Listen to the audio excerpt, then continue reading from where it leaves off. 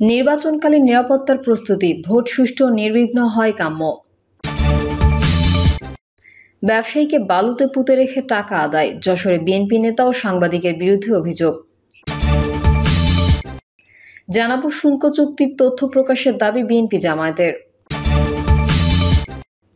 এবং সর্বশেষ জানাবো চাঁদা চেয়ে চিঠি, টাঙ্গাইলে গ্রেফতার ৩ বিএনপি নেতা বহিষ্কার। এতক্ষণ শুনছিলেন সংবাদ শিরোনাম, এবারে বিস্তারিত। তবে তার আগে অনুরোধ থাকবে আমাদের চ্যানেলটি সাবস্ক্রাইব করে বেল আইকনটি ক্লিক করুন। নির্বাচনকালীন নিরাপত্তার প্রস্তুতি, ভোট সুষ্ঠু ও নির্বিঘ্ন হয় কাম্য।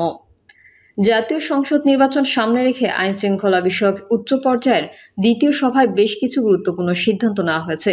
সোমবার রাষ্ট্রীয় অতিথি ভবন যমুনায় প্রধান উপদেষ্টা ডক্টর মোহাম্মদ ইউনূসের সভাপতিত্বে এবং আইন শৃঙ্খলা রক্ষাকারী বাহিনীর শীর্ষ কর্মকর্তাদের উপস্থিতিতে এই সভা অনুষ্ঠিত হয়।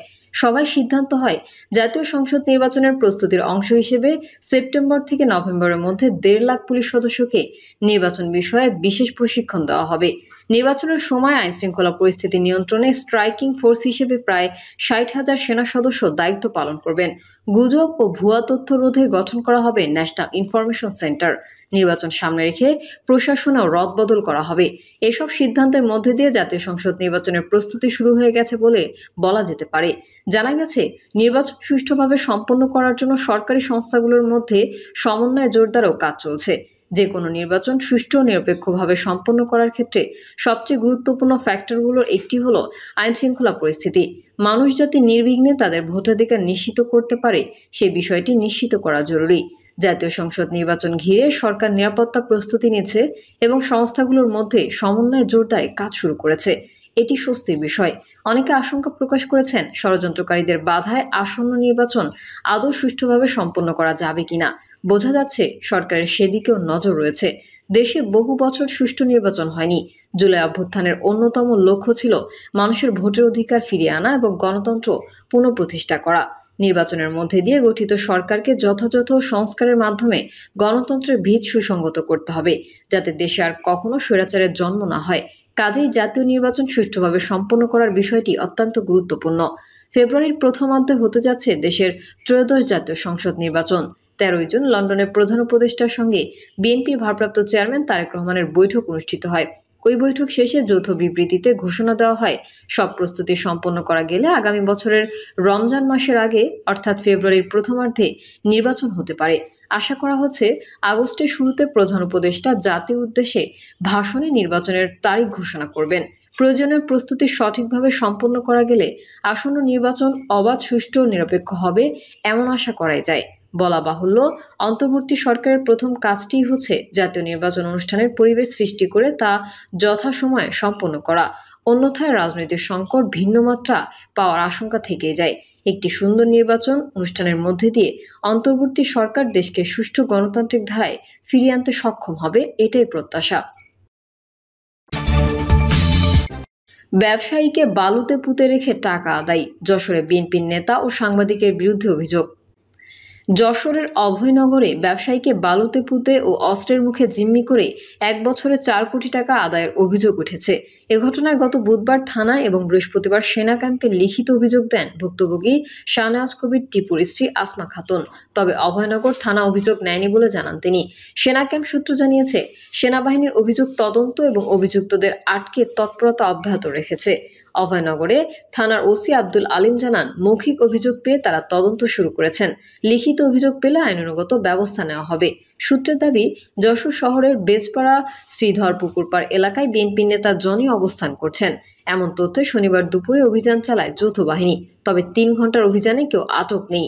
জেলা ডিবির ইনচার্জ মঞ্জুরুল হক ভূঁইয়া জানান, অভিযানে তারা থাকলেও বিস্তারিত কিছু জানেন না। ভুক্তভোগী ব্যবসায়ী টিপু বলেন, পরিবার নিয়ে আমি আতঙ্কে দিন পার করছি। প্রাণ ভয়ে এলাকায় যেতে পারি না। কোথাও সুরাহা না পেয়ে আমার স্ত্রী সেনাবাহিনীর শরণাপন্ন হয়েছেন।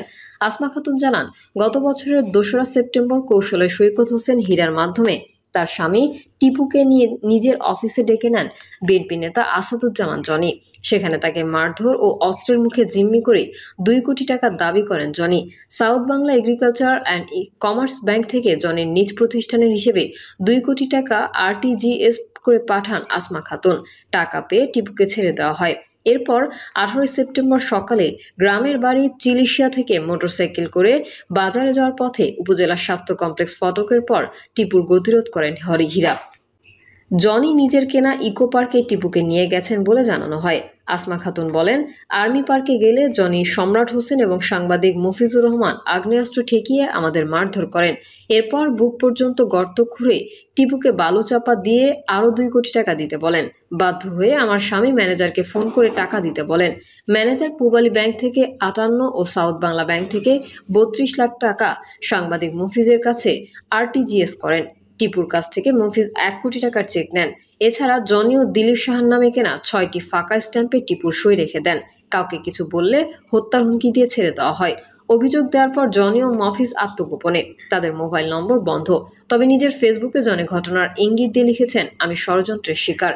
সময় এলে ষড়যন্ত্রকারীদের শিকার উৎপাটন করব।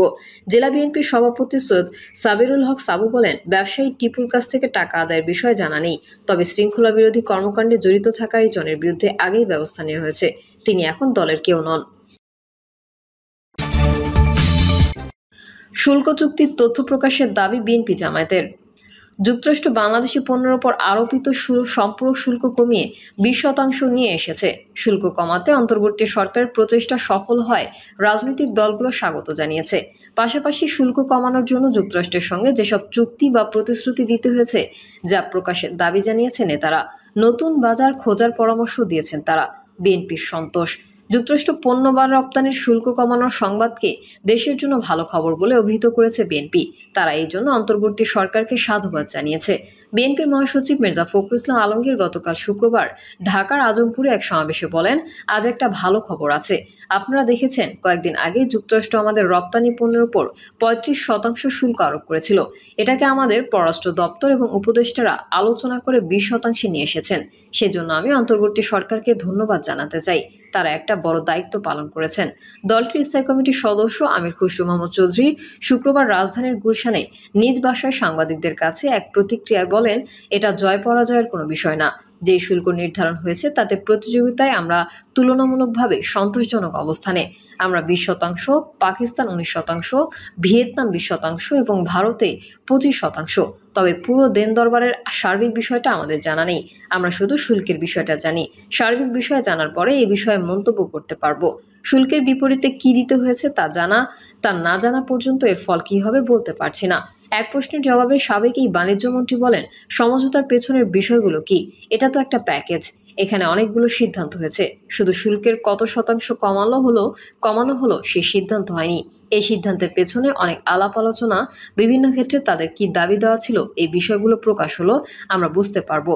আমার বাংলাদেশের ব্যবসায়ীরা যুক্তরাষ্ট্রের অতিরিক্ত শুল্ক নির্ধারণে একটা অনিশ্চয়তার মধ্যে ছিলেন।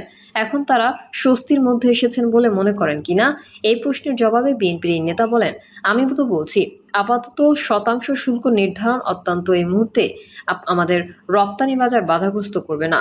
সুতরাং এই মুহূর্তে এটা সন্তোষজনক সিদ্ধান্ত।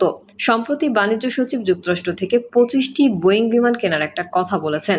এটার সঙ্গে শুল্কের কোনো সম্পর্কের ইঙ্গিত আছে কিনা জানতে চাইলে তিনি বলেন, কিছু তো করতেই হবে, কারণ শুল্কের পুরোটাই মার্কিন স্বার্থ জড়িত। আমির খুসরু বলেন, এটা শুধু শুল্কের বিষয় নয়, এর পেছনের আরও যে বিষয়গুলো জড়িত আছে সেগুলো বিবেচনায় আনতে হবে। এটাই আগামী দিনের জন্য গুরুত্বপূর্ণ। আমাদের রপ্তানিকারকরা আপাতত স্বস্তি পেয়েছেন বলে আমি মনে করি। অন্তর্বর্তী সরকারের উচিত পুরো বিষয়টি খোলাসা করা। বিএনপির স্থায়ী কমিটির সদস্য সালাউদ্দিন আহমেদ বলেন, শুল্ক কমানোর বিষয়ে সুস্পষ্ট কোনো ঘোষণা সরকারের তরফ থেকে পায়নি। পাওয়ার পরেই আমাদের প্রতিক্রিয়া জানাবো। জামায়াতের ধন্যবাদ। জামায়াত ইসলামের আমির ডক্টর শফিকুর রহমান শুক্রবার নিজের ভেরিফাইড ফেসবুক পেজে এক পোস্টে লেখেন, আলহামদুলিল্লাহ, বাংলাদেশের রপ্তানি পণ্যের ওপর যুক্তরাষ্ট্রের পক্ষ থেকে যে উচ্চ শুল্ক হার ঘোষণা করা হয়েছিল, বাংলাদেশ সরকারের কার্যকর উদ্যোগ এবং যুক্তরাষ্ট্র সরকারের আন্তরিকতায় তা কমে 20% নেমে এসেছে। এর জন্য প্রেসিডেন্ট ডোনাল্ড ট্রাম্প এবং অধ্যাপক ডক্টর মোহাম্মদ ইউনূসের সরকারকে ধন্যবাদ জ্ঞাপন করছি। তিনি আরও বলেন, আশা করছি ভবিষ্যতে ডক্টর মোহাম্মদ ইউনূস এবং পরবর্তীতে যারা রাষ্ট্র পরিচালনায় দায়িত্বে আসবেন তারা সম্মানজনক অবস্থান ধরে রেখে বিশ্ব কূটনীতির ময়দানে মর্যাদাপূর্ণ দায়িত্ব পালন করবেন। এই উদ্যোগের সংশ্লিষ্ট সবাইকে আবারও আন্তরিক ধন্যবাদ। তার এই পোস্টের কমেন্টে অনেকেই প্রশ্ন করেন, এর বিনিময়ে যুক্তরাষ্ট্রকে অনেক কিছু দেওয়া হয়েছে, এসব কমেন্টের উত্তরে জামায়াতের আমির লেখেন, যদি সত্যি এমন কিছু হয়ে থাকে তাহলে সরকারের উচিত হবে তা জনসম্মুখে প্রকাশ করা, যাতে জনগণ তা স্পষ্টভাবে জানতে পারে। যেহেতু জনগণই রাষ্ট্রের সম্পদের মালিক, তাই এই বিষয়ে জনগণকে অবশ্যই অবহিত করতে হবে। প্রিয় দর্শক, এই ছিল এখনকার সর্বশেষ সংবাদ। আপডেট সংবাদ পেতে চ্যানেলটি সাবস্ক্রাইব করে বেল আইকনটি ক্লিক করুন। কমেন্টে আপনার মতামত জানিয়ে আমাদের সাথেই থাকুন। ধন্যবাদ সবাইকে। আল্লাহ হাফেজ।